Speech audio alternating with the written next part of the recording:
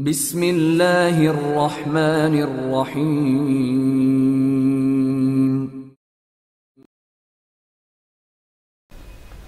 0/0 Imran series, مصنف مظہر کلیم MA۔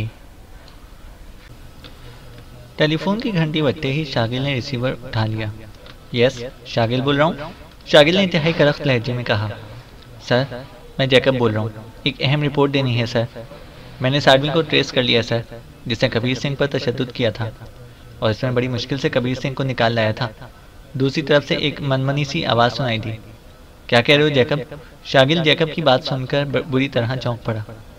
یس سر، میں درست کہہ رہا ہوں، میں نے ابھی اسے ریالٹو کلب کے لان میں بیٹھے ہوئے چھوڑا ہے، وہ ابھی تک وہیں موجود ہے۔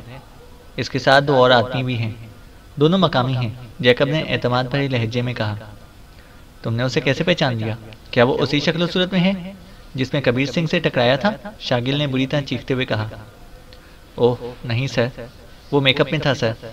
ویسے تو میں اسے کسی صورت میں نہ پہچان سکتا، لیکن میں نے اس کے بارے میں باقاعدہ کام کیا ہے۔ آپ نے جب اسے ٹریس کرنے کی ہدایت کی تھی تو میں نے ٹاپ ہلز میں کام شروع کر دیا۔ سب سے پہلے میں نے ٹریس کیا کہ وہ بنگلہ کس نے کرائے پر حاصل کیا تھا۔ وہاں سے پتہ چلا کہ ہوٹل اٹارڈو کا اسپیشل میسنجر کرائے کی رقم دے کر گیا تھا اور چابیاں لے کر گیا تھا۔ چنانچہ میں نے اس اسپیشل میسنجر کو ڈھونڈ نکالا۔ اس سے پتہ چلا کہ یہ رقم ہوٹل میں ٹھہرنے والے کسی مسٹر ناصر نے دی تھی۔ اس نے کہا تھا کہ اس کا کوئی دوست اپنی فیملی کے ساتھ وہاں ٹھہرنا چاہتا ہے۔ مسٹر ناصر کے متعلق پتہ چلا کہ وہ دارالحکومت سے آتا ہے اور خصوصی طور پر اس ہوٹل کے کمرے میں ٹھہرتا ہے۔ اس کے پاس سرخ رنگ کی نئے ماڈل کی پلے ماؤتھ کار ہے۔ اس کار کا نمبر بھی معلوم ہو گیا تو میں وہاں سے دارالحکومت میں آیا، اور پھر یہاں سے رجسٹریشن آفس سے میں نے پتہ کیا تو یہ کار کسی فیصل جان کے نام سے رجسٹرڈ کی گئی تھی، لیکن فیصل جان کا جو پتہ رجسٹریشن آفس میں درج تھا وہ کوٹھی پرانی ہونے کی وجہ سے گر چکی ہے۔ چنانچہ میں نے اس کار کی تلاش شروع کر دی، اور ابھی میں نے ریالٹو کلب میں کار کی پارکنگ میں وہ کار کھڑی دیکھ لی ہے۔ پارکنگ بوائے سے اس کے مالک کا پتہ کیا، اور پھر میں نے ویٹر کی مدد سے اسے ٹریس کر لیا۔ اس کا قد و قامت بالکل ویسا ہی ہے جیسا کہ اس شخص کا تھا جو کبیر سنگھ سے ٹکرایا تھا، جیکب نے مکمل تفصیل بتاتے ہوئے کہا۔ Very good Jacob, very good, تم نے واقعی حیرت انگیز صلاحیتوں کا مظاہرہ کیا ہے۔ اگر واقعی یہ وہی آدمی ثابت ہوا تو میں تمہیں نہ صرف انعام دوں گا بلکہ تمہارا عہدہ بھی بڑھا دیا جائے گا۔ تم وہاں اکیلے ہو؟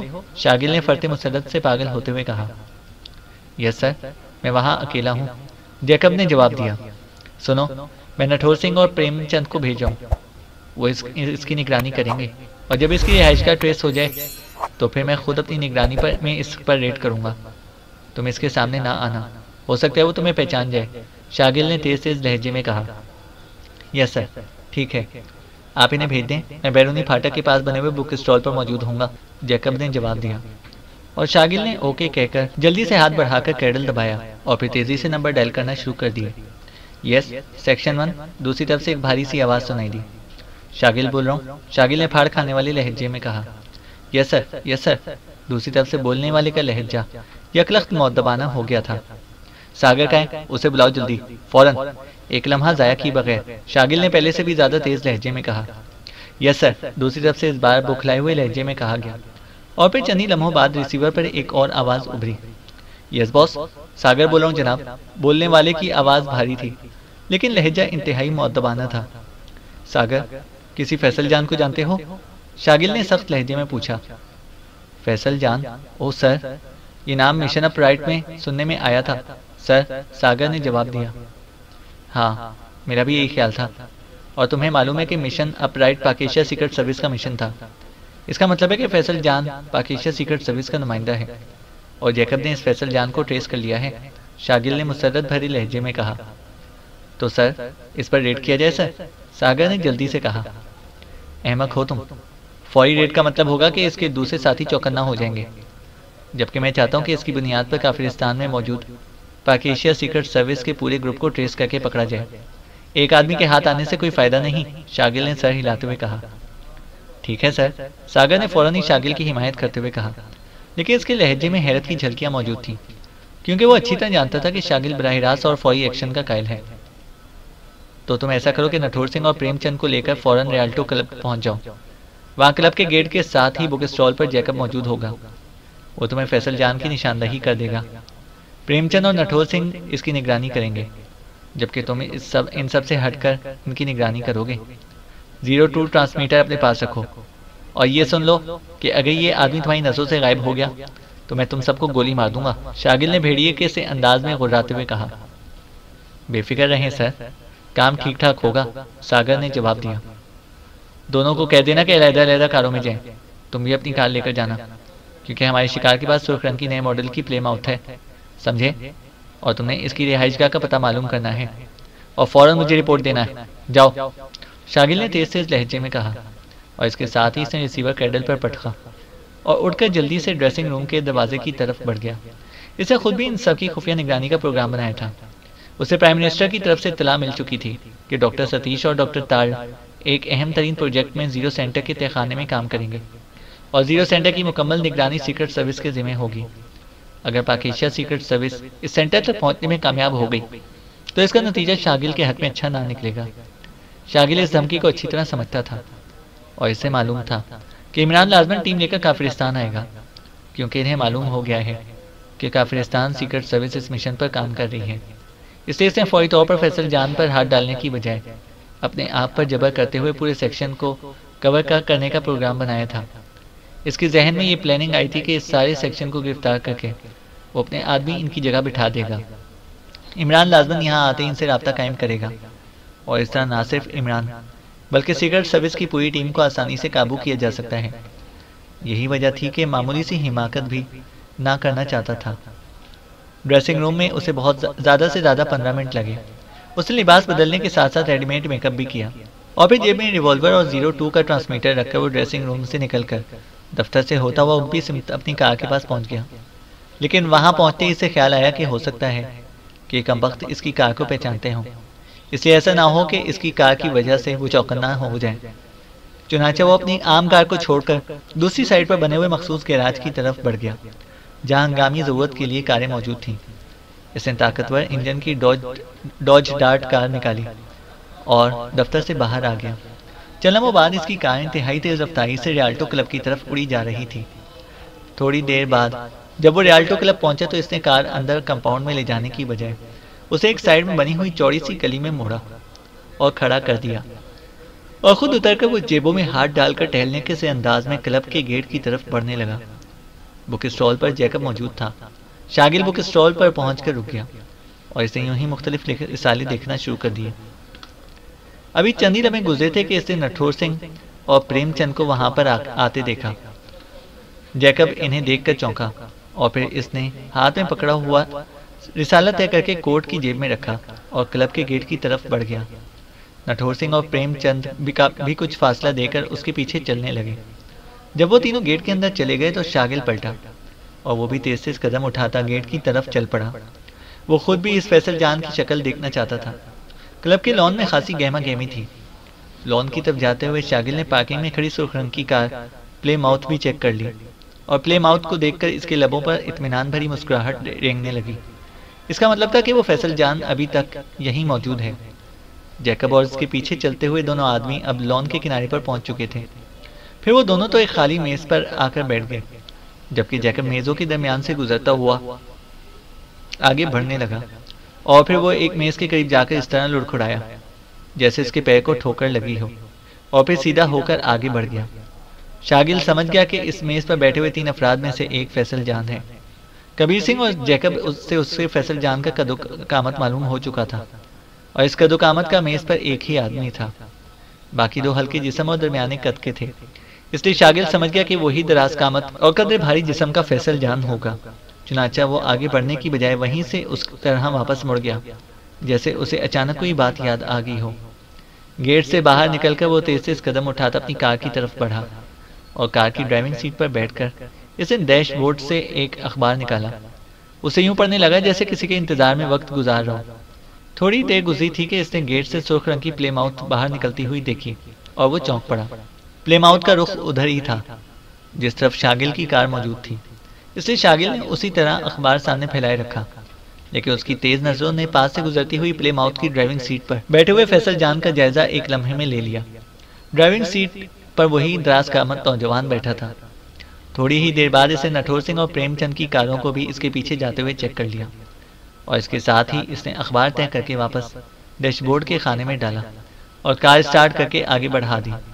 اب وہ ان تینوں کاروں کا کچھ فاصلے سے تعاقب کر رہا تھا۔ نٹھور سنگھ اور پریم چند دونوں بڑے ماہرانہ انداز میں تعاقب کر رہے تھے۔ کبھی نٹھور سنگھ کی کار سرخ پلیم آؤٹ سے آگے نکل جاتی اور کبھی پریم چند کی کار۔ شاگل اسی طرح بدستور کافی فاصلے پر تعاقب کرتا رہا۔ اسے ساگر کی کار ابھی تک نظر نہ آئی تھی، لیکن وہ ساگر کی صلاحیتوں کو اچھی طرح جانتا تھا۔ وہ سیکرٹ سروس میں سب سے چالاک اور ہوشیار آدمی تھا۔ یہی وجہ تھی کہ اسے اس کی طرف سے کوئی فکر نہ تھی۔ پلیم آؤٹ مختلف سڑکوں سے گزرنے کے بعد گاندھی ٹاؤن کی طرف مڑ گئی۔ یہ ایک بہت بڑی کالونی تھی جو حال ہی میں آباد ہوئی تھی۔ اس میں دارالحکومت کا اعلیٰ ترین طبقہ رہتا تھا۔ یہی وجہ تھی کہ ہر کوٹھی وسیع رقبے پر پھیلی ہوئی تھی اور طرز تعمیر میں ایک دوسرے سے بڑھ چڑھ کر تھی۔ سڑکیں بہت چوڑی اور وسیع تھیں۔ یہاں ٹریفک بھی ہر وقت اچھا خاصا رہتا تھا، کیونکہ ایک ایک کوٹھی میں کئی کئی کاریں موجود رہتی تھیں۔ پلیم آؤٹ گاندھی ٹاؤن کے جے بلاک میں پہنچ کر ایک عظیم الشان سرخ پتھروں کی بنی ہوئی کوٹھی کے گیٹ پر جا کر رک گئی۔ نٹھور سنگھ کی کار جو پلیم آؤٹ سے کافی آگے تھی، اسی طرح بدستور آگے بڑھتی چلی گئی، جبکہ پریم چند کی کار کوٹھی کو کراس کرتے ہوئے آگے نکل گئی۔ شاگل نے اپنی کار کافی فاصلے پر ایک نو تعمیر کوٹھی کی دیوار کی آڑ میں روک لی۔ اس لمحے وہ یہ دیکھ کر چونک پڑا کہ سرخ پلیم آؤٹ کی بڑی سی ڈگی کا ڈھکن ذرا سا اوپر اٹھا اور پھر ایک سایہ سا اس میں سے کود کر کار کے نیچے دبک گیا۔ اسی لمحے پھاٹک کھلا اور کار تیزی سے پھاٹک کے اندر چلی گئی۔ سایہ جو کار کے عقب میں دبکا ہوا تھا، کار کی حرکت میں آتے ہی بجلی کی سی تیزی سے بھاگتا ہوا سائڈ گلی میں غائب ہو گیا اور شاگل کے لبوں پر مسکراہٹ رنگ گئی۔ وہ اس بھاگتے ہوئے سائے کو پہچان چکا تھا۔ یہ ساگر تھا، جو یقیناً پلیم آؤٹ کی ڈگی میں چھپ کر وہاں تک پہنچا تھا تاکہ اگر فیصل جان کسی طرح نٹھور سنگھ اور پریم چند کے تعاقب سے باخبر ہو کر انہیں جھٹک دینے میں کامیاب ہو بھی جائے، تب بھی وہ اس کی رہائش گاہ تک پہنچ جائے۔ کوٹھی کا پھاٹک بند ہو چکا تھا۔ شاگل نے جلدی سے جیب سے 02 کا ٹرانسمیٹر نکالا اور پھر اس کی ایک نوب کو گھما کر اسے سائڈ بٹن دبا دیا۔ دوسرے لمحے ٹرانسمیٹر پر سرخ رنگ کا نقطہ سا جلنے بجھنے لگا۔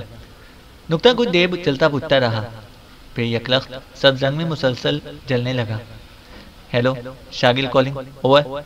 نقطے کے مسلسل جلتے ہی شاگل نے تیز لہجے میں کہا، یس سر، میں ساگر بول رہا ہوں سر، اوور۔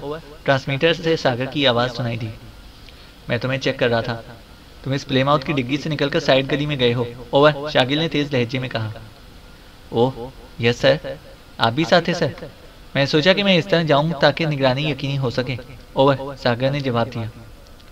لیکن تم نے کال کا جواب اتنی دیر سے کیوں دیا ہے، اوور۔ شاگل نے انتہائی غصیلے لہجے میں کہا، سر میں اس کوٹھی کے اندر جانے کے لیے اس کی گٹر لائن کا دہانہ تلاش کر رہا تھا تاکہ اندر کے حالات معلوم کر سکوں، اوور۔ ساگر نے سہمے ہوئے لہجے میں جواب دیتے ہوئے کہا۔ پھر ملا، اوور۔ شاگل نے قدرے نرم پڑتے ہوئے کہا، یس سر، میں نے تلاش کر لیا ہے، اوور۔ ساگر نے جواب دیا۔ لیکن اگر یہ ان لوگوں کا ہیڈ کوارٹر ہے تو پھر انہوں نے اندر لازماً حفاظتی چیکنگ نظام بھی قائم کر رکھا ہوگا، ایسی صورت میں تم پکڑے بھی جا سکتے ہو، اوور۔ شاگل نے کچھ سوچتے ہوئے کہا۔ تو پھر سر کیا حکم ہے؟ ویسے مجھے یقین ہے کہ یہ ان کا ہیڈ کوارٹر ہی ہوگا، کیونکہ اتنی بڑی کوٹھی میں ایک آدمی نہیں رہ سکتا، اوور۔ ساگر نے جواب دیا۔ ٹھیک ہے، میں پورے سیکشن کو کال کر لیتا ہوں، پھر تم اندر جانا تاکہ جیسے ہی تمہیں خطرہ محسوس ہو تم ریڈ کوشن دے دینا، ہم اس پر ریڈ کر دیں گے، ورنہ تمہاری رپورٹ کے بعد فیصلہ کیا جائے گا، شاگل نے کہا۔ سر میرا خیال ہے کہ گٹر لائن کی طرف ان کی توجہ نہ گئی ہوگی، اور سر میرے پاس TST مائکرو فون بھی موجود ہے، میں پہلے ہی سے اپنے ساتھ لے کر آیا تھا، اس لیے مجھے گٹر لائن کے بارے میں باہر نکلنے کی ضرورت نہ پڑے گی، اور میں گٹر میں بیٹھ کر ہی ساری کوٹھی کی اندرونی صورتحال چیک کر لوں گا، اوور۔ ساگر نے جواب دیا۔ اوہ اگر ایسا ہے تو پھر ٹھیک ہے، ویری گڈ، فوراً جاؤ، میں تمہاری رپورٹ کا انتظار کروں گا، اوور اینڈ آل۔ شاگل نے مسرت بھرے لہجے میں کہا اور ٹرانسمیٹر آف کر کے اسے جیب میں ڈال دیا۔ ساگر واقعی بے حد ذہین تھا، ورنہ یہ مخصوص آلہ تو شاگل کو یاد ہی نہ تھا۔ حالانکہ یہ آلہ خصوصی طور پر سیکرٹ سروس کے لیے روس سے برآمد کرایا گیا تھا۔ اس سے نکلنے والی ریز زمین کی تہوں کو کراس کر کے ایک مخصوص دائرے میں پھیل جاتی تھی، اور پھر جو کچھ اس دائرے کے اندر موجود ہوتا ہے وہ سب اس آلے کی اسکرین پر آ جاتا ہے۔ تقریباً 10 منٹ بعد ٹرانسمیٹر سے دوبارہ ٹوں کی آوازیں ابھری اور شاگل نے چونک کر ٹرانسمیٹر کا بٹن آن کر دیا۔ ہیلو، ساگر کالنگ، اوور۔ ساگر کی آواز سنائی دی۔ Yes Shagil attending, report over. Shagil ने तेज लहजे में, इश्तियाक भरे लहजे में कहा, विक्ट्री बॉस, ये वाकई इन लोगों का हेडक्वार्टर है। इसके अंदर उन्होंने इंतहाई जदीद हिफाजती निज़ाम एडजस्ट किया हुआ है। तहखानों में इंतहाई वसी हिताए अमल का के ट्रांसमीटर मौजूद हैं। अंदर 6 आदमी हैं। फैसल जान ने एक और आदमी को जाकर बाकायदा रिपोर्ट दी है। चूंकि आवाज़ कैच नहीं हो सकती इसलिए मैं आवाज़ नहीं सुन सका। और सर, इसके अंदर 2 खुफिया सुरंगें भी मौजूद हैं। इनमें से एक सुरंग मुल्हका कॉलोनी सेंट्रल टाउन की तरफ जा रही है, जबकि दूसरी मुखालिफ सिंध में मुल्हका कॉलोनी शादाब कॉलोनी की तरफ जा रही है। लेकिन चूंकि ये सुरंगें बेहद तवील हैं इसलिए आले का दायरे कार में नहीं आती, वरना इनके खुफिया दहाने भी मालूम कर लेता। ओवर। सागर ने तफसीली रिपोर्ट देते हुए कहा, ओह, वो मालूम करने बेहद ज़रूरी है, वरना ये लोग रेड होते ही निकल जाएंगे। ओवर। शागिल ने चीख कर कहा, इसकी तो सर एक ही सूरत है कि दोनों कॉलोनियों को अच्छी तरह घेर लिया जाए। ये सुरंगें लाजमन किसी कोठी में निकलती होंगी। रेड के बाद हम इन सुरंगों के जरिए इस कोठी तक पहुंच जाएंगे। ओवर। सागर ने जवाब दिया, दोनों कॉलोनियों को घेर लिया जाए, और ये बहुत बड़ी कॉलोनियाँ हैं, इसके लिए तो बेशुमार आदमी चाहिए। चलो ठीक है, मैं मिलिट्री से बात कर लेता हूँ। यह हेडक्वार्टर हमारे लिए इंतहाई अहम है, तुम फौरन वापस आओ।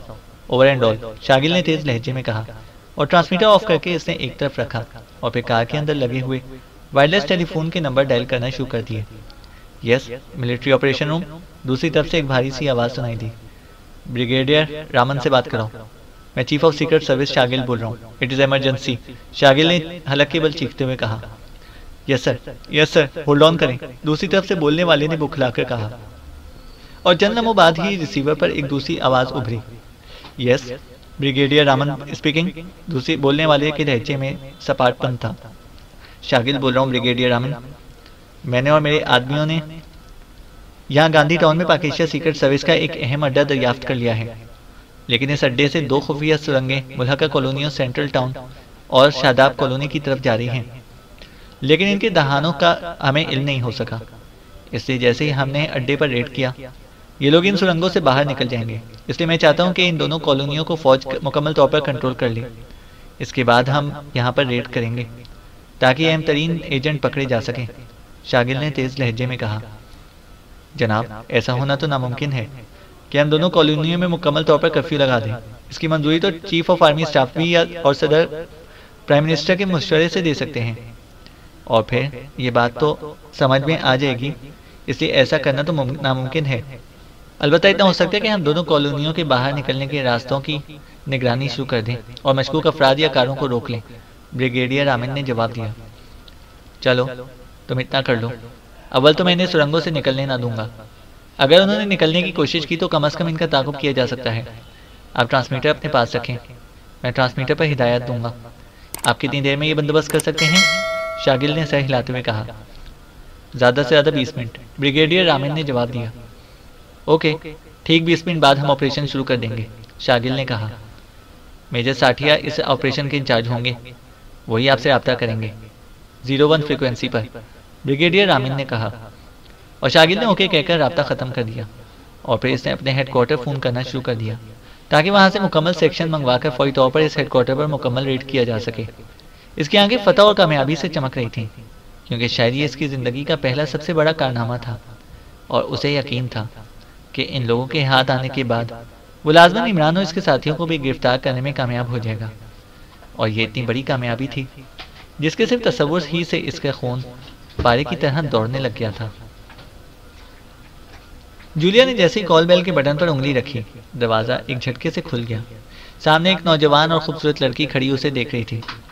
लड़की ने बड़ी तंग सी शलवार कमीज पहनी हुई थी, लेकिन इसके पैरों में बाकायदा मर्दाना बूट थे। वो जिस्मानी लिहाज से खासी हसीन थी।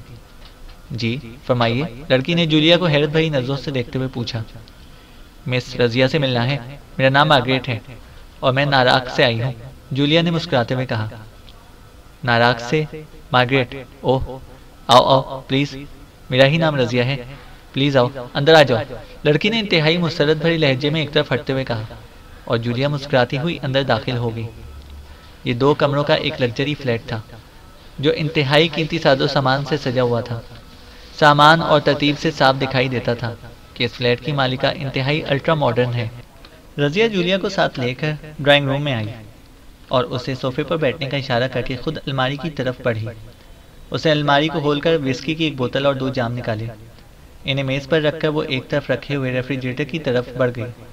وہاں سے وہ برف کا ٹرے اٹھا کر لائی۔ آپ تھکی ہوئی ہوں گی اس لیے، رضیہ نے مسکراتے ہوئے کہا۔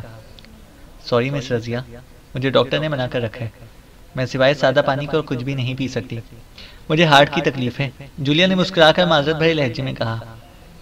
ہارٹ کی تکلیف؟ اوہ ویری بیڈ۔ اچھا چلو ٹھیک ہے، آپ سادہ پانی پی لیجیے، رضیہ نے کہا اور ریفریجریٹر سے سادہ پانی کی بوتل اٹھا لائی۔ ہاں اب فرمائیے، آپ مجھے کیسے جانتی ہیں اور یہاں کیسے پہنچی؟ یہ تو میری مخصوص رہائش گاہ ہے، یہاں کا پتہ تو میرے والدین کو بھی نہیں معلوم، ان کے لحاظ سے تو میں یہ ہاسٹل میں رہتی ہوں۔ اب یہ اور بات ہے کہ ہاسٹل میں بھی میرا کمرہ موجود ہے اور وہاں سے ہمیشہ یہی رپورٹ میرے گھر جاتی ہے کہ میں مسلسل کمرے میں ہی رہتی ہوں۔ رضیہ نے اس طرح ہنستے ہوئے کہا جیسے یہ بات اس کے نزدیک کوئی بہت بڑا کارنامہ ہو۔ نعیم شعیب نے مجھے بھیجا ہے، یہاں کا پتہ بھی اسی نے دیا ہے، یہ اس کا رکا۔ جولیا نے مسکراتے ہوئے بیگ سے ایک رکا نکال کر رضیہ کی طرف بڑھایا۔ نعیم کا رکا؟ ارے واہ، آپ تو میرے منگیتر کی قاصد ہیں۔ واہ ویری گڈ، رضیہ نے اچھلتے ہوئے کہا، اور پھر اس نے رکے کو کھولے بغیر پہلے اسے چوما اور پھر اسے کھولنے لگی۔ جولیا کے لبوں پر مسکراہٹ تھی۔ اچھا تو آپ نعیم کے باس کی لڑکی ہیں اور یہاں سے گزرتے ہوئے چند گھنٹے ٹھہریں گی؟ Very good. کیسا ہے نعیم؟ آپ کو پسند آیا ہے؟ کتنا سویٹ، کتنا ہینڈسم ہے نا؟ یقین کریں مس مارگریٹ، وہ میرا آئیڈیل ہے، آئیڈیل۔ میری دوستی کم از کم یہاں 10-12 لڑکوں سے ہے، سبھی بڑے سویٹ اور ہینڈسم ہیں، لیکن نعیم کا تو جواب ہی نہیں۔ کب آ رہا ہے وہ واپس؟ رضیہ نے مسلسل بولنا شروع کر دیا، اس کی آنکھوں میں بے پناہ چمک تھی۔ آپ کو شاید یہ سن کر دکھ ہوگا کہ نعیم وہاں ایک چکر میں پھنس گیا ہے اور میرا یہاں آنے کا مقصد بھی اسے اس چکر سے نکالنا ہے۔ اس بیچارے نے میری بڑی محنت کی ہے کہ میں آپ کے پاس ضرور جاؤں، ورنہ وہ بے موت مارا جائے گا۔ جولیا نے منہ بناتے ہوئے کہا۔ کیا کہہ رہی ہیں آپ؟ نعیم چکر میں پھنس گیا ہے، بے موت مارا جائے گا؟ کیا مطلب؟ آپ کھل کر بات کریں۔ اوہ یوں نعیم، رضیہ نے بری طرح بدحواس ہوتے ہوئے کہا۔ دراصل بات یہ کہ نعیم وہاں کافرستان کی سیکرٹ سروس کے سلسلے میں ایک چکر میں پھنس گیا۔ اس سے مجھے بتایا ہے کہ کافرستان سیکرٹ سروس والے اسے مارنے والے ہیں۔ کافرستان سیکرٹ سروس کے باس کا نام وہ شاگل بتا رہا تھا۔ اسے کہا ہے کہ اب رضیہ ہی اسے بچا سکتی ہے، اگر وہ کسی مسٹر عالم سے بات کر کے شاگل سے آرڈر کرا دے۔ جولیا نے روکھے اور خشک لہجے میں کہا، جیسے وہ مجبوراً یہ سب کچھ بطور پیغام کہہ رہی ہو اور اس کا کوئی انٹرسٹ نہ ہو۔ مسٹر عالم، شاگل، کافرستان سیکرٹ سروس، لیکن یہ کیا چکر ہے بغیر اس کی تفصیل معلوم کیے؟ رضیہ نے ہونٹ چباتے ہوئے کہا۔ آپ کے پاس فون تو ہوگا، یہ انہوں نے نمبر دیے ہیں، کیا مسٹر نعیم آج کل چھپے ہوئے ہیں؟ انہوں نے کہا ہے کہ رضیہ سے کہنا کہ مجھے ان نمبروں پر فوراً فون کر لے، وہ آپ کو ساری تفصیل خود ہی بتا دیں گے۔ جولیا نے ادھر ادھر دیکھتے ہوئے ہینڈ بیگ دوبارہ کھولا اور اس میں سے ایک چٹ نکال کر رضیہ کی طرف بڑھا دی۔ چٹ پر فون نمبر لکھا ہوا تھا۔ ٹھیک ہے، میں بات کرتی ہوں، رضیہ نے کہا اور اٹھ کر ٹیلی فون کی طرف بڑھ گئی۔ اس کے چہرے پر اب اضمحلال اور کبیدگی کے آثار نمایاں تھے۔ اس نے ریسیور اٹھایا اور پھر ناراگ کے سیٹلائٹ کوڈ نمبر ڈائل کرنے کے بعد اس نے چٹ پر موجود نمبر ڈائل کرنا شروع کر دیے۔ چند لمحوں تک گھنٹی بجتی رہی، پھر دوسری طرف ریسیور اٹھا لیا گیا۔ کون؟ ایک سہمی ہوئی آواز سنائی دی اور رضیہ یہ آواز سنتے ہی بری طرح اچھل پڑی۔ نعیم، میں رضیہ ہوں، کس چکر میں پھنس گئے ہو یار؟ رضیہ نے چیختے ہوئے کہا۔ اوہ تھینک گاڈ، مارگریٹ تم تک پہنچ گئی، تھینک گاڈ۔ رضیہ پلیز میری مدد کرو، ورنہ میں بے گناہ مارا جاؤں گا۔ یہاں پاکستان سیکرٹ سروس کا ایک فورن ایجنٹ عبدالسلام میرا دوست تھا، وہ کافرستان سیکرٹ سروس کے ہاتھوں مارا گیا ہے۔ اس کی ڈائری سے کافرستان سیکرٹ سروس کے آدمیوں کو میرا فون نمبر مل گیا، انہوں نے مجھے پکڑ لیا اور مجھ پر بے پناہ تشدد کیا۔ وہ مجھے بھی پاکستان سیکرٹ سروس کا آدمی سمجھ رہے ہیں، حالانکہ میرا کسی سے کوئی تعلق نہیں۔ ان میں میرا ایک دوست بھی تھا، اسے شاید میری بے گناہی کا یقین آ گیا، اس نے مجھے ان کے اڈے سے فرار ہونے میں مدد دی اور مجھے بتایا کہ جب تک کافرستان سیکرٹ سروس کا چیف شاگل مجھے بے گناہ قرار نہ دے گا یہ لوگ مجھے زندہ نہیں چھوڑیں گے۔ لیکن میں تو ظاہر ہے کہ کسی کو جانتا ہی نہ تھا، باتوں باتوں میں تمہارا ذکر آ گیا تو اس نے مجھے بتایا کہ تمہارے کوئی انکل مسٹر عالم ہیں، ان کے شاگل سے قریبی تعلقات ہیں۔ اگر مسٹر عالم کہیں تو شاگل میرے خلاف آرڈر کینسل کرا سکتے ہیں، پلیز میری مدد کرو۔ میرے باس کی لڑکی مارگریٹ تفریحی سفر پر جا رہی تھی، میں نے بڑی مشکل سے اسے راضی کیا ہے کہ وہ تم سے ملے۔ نعیم کی روحانسی ہوئی آواز سنائی دی۔ تو یہ بات ہے، ٹھیک ہے، میں کچھ کرتی ہوں، تم میرے منگیتر ہو، تم بے فکر رہو، سب ٹھیک ہو جائے گا، رضیہ نے اس بار انتہائی سنجیدہ لہجے میں کہا۔ پلیز فوراً کچھ کرو، وہ کسی بھی لمحے مجھے مار ڈالیں گے، نعیم نے روتے ہوئے کہا۔ تم فکر نہ کرو، ابھی 1 گھنٹے کے اندر وہ لوگ تم سے معافی مانگیں گے، رضیہ نے فخریہ لہجے میں کہا، اور ریسیور رکھ کر وہ جولیا کی طرف مڑ گئی۔ اب آپ کا کیا پروگرام ہے مس مارگریٹ؟ کیا آپ ٹھہریں گی؟ اس بار رضیہ کا لہجہ سپاٹ تھا۔ ارے نہیں، بس میں نے اپنا فرض ادا کر دیا۔ اب آپ جانے اور آپ کے منگیتر نعیم صاحب، میں تو اس چکر میں الجھنا ہی نہیں چاہتی تھی، لیکن نعیم واقعی مارا جائے گا، اس لیے مجھے اس پر ترس آ گیا۔ اب مجھے اجازت؟ جولیا نے اٹھتے ہوئے مسکرا کر کہا۔ آپ کہاں ٹھہری ہوئی ہیں؟ میں آپ کو ڈراپ کراؤں؟ رضیہ نے کہا۔ ارے نہیں، نیچے میری ٹیکسی موجود ہے، میں ہوٹل 5 اسٹار میں ٹھہری ہوئی ہوں، اور آج رات ہی ماریا چلی جاؤں گی۔ اوکے، گڈ بائے، جولیا نے کہا، اور رضیہ سے مسافہ کر کے وہ دروازے سے باہر آ گئی۔ سیڑھیوں سے نیچے ٹیکسی موجود تھی۔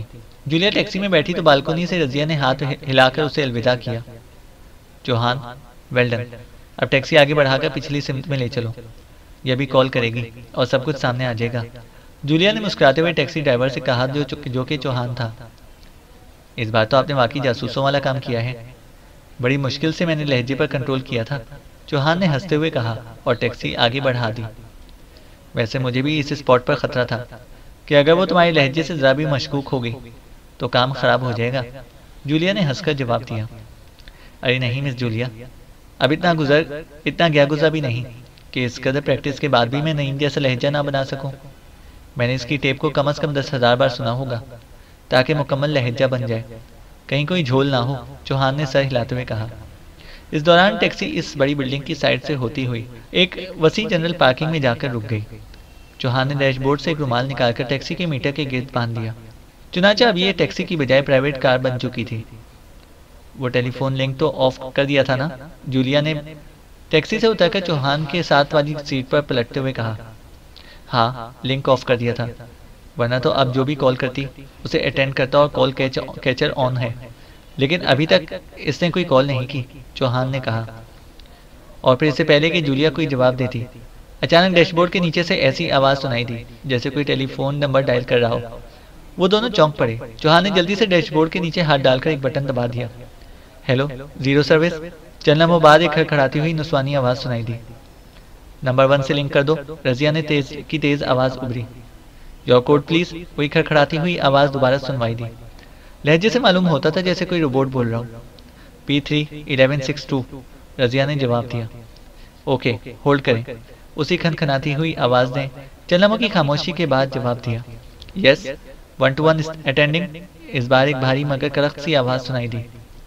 P3-1162، نمبر 1 چیف باس سے بات کراؤں؟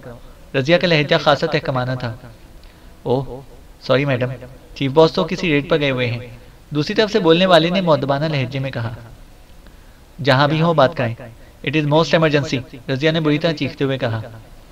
اوہ سوری میڈم، ایسا ناممکن ہے، باس آپریشن میں مصروف ہیں، فارغ ہونے کے بعد ہی ان سے رابطہ ہو سکتا ہے، دوسری طرف سے کہا گیا۔ میں کہہ رہی ہوں کہ it is top most emergency, اور تم لی تو لال کر رہے ہو، رضیہ نے انتہائی غصیلے لہجے میں کہا۔ میڈم میں سمجھتا ہوں، لیکن مجبوری ہے، دوسری طرف سے کہا گیا۔